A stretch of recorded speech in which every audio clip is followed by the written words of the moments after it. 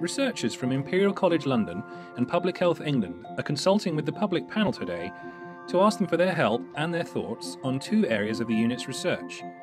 Firstly, the panel are asked to give their views on the wide range of practical and ethical questions that might arise should mobile phone GPS data become available for use in order to improve the accuracy of disease models that simulate the movement of people during disease outbreaks.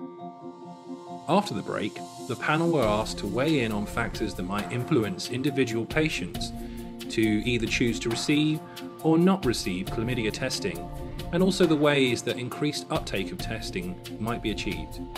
Working in partnership in the room today, we had a diverse group of people bringing a variety of backgrounds and perspectives to the mix. As the workshop draws to a close, both the researchers and the members of the public reflect on how they came to be involved with the panel and the experiences they've had. I've got involved in the People's Panel via a discussion group which I was involved with, and through that I got actually invited to join the People's Panel. I saw an advert in the paper, looked interesting. I'd recently retired, about a year. I had spare time on my hands, which meant I could travel up and down London. How did I get involved in the People's Panel? That was quite interesting because I had a researcher from Ipsos Mori, come to my house, and we had a good chat about lots of things. I was interested in some areas. And as she was leaving, she said, would you be interested in sort of contributing? You like to talk? She said, I'll put your name forward. It really dropped on my door at the right time. But being a lay person on the group, I'm hoping I can help, shine some light. I did find very interesting the last panel we had on mathematical modelling. That was the first time I've learned about how mathematicians do interfere in when epidemics do break out, and how the probabilities and the result does have an impact on public health.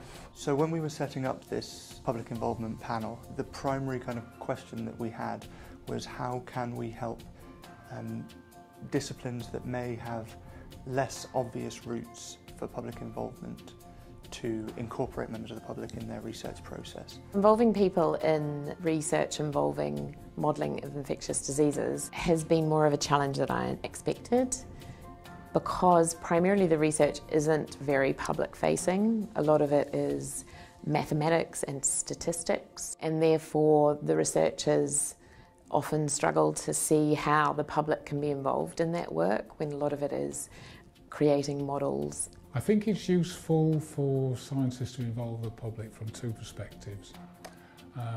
One, it gives a non-academic set of responses. And secondly, I think it's also useful for people like me who have maybe a bit of a stereotypical view of scientists, people in white coats, stuck in laboratories, and actually finding out that they're real human breathing people.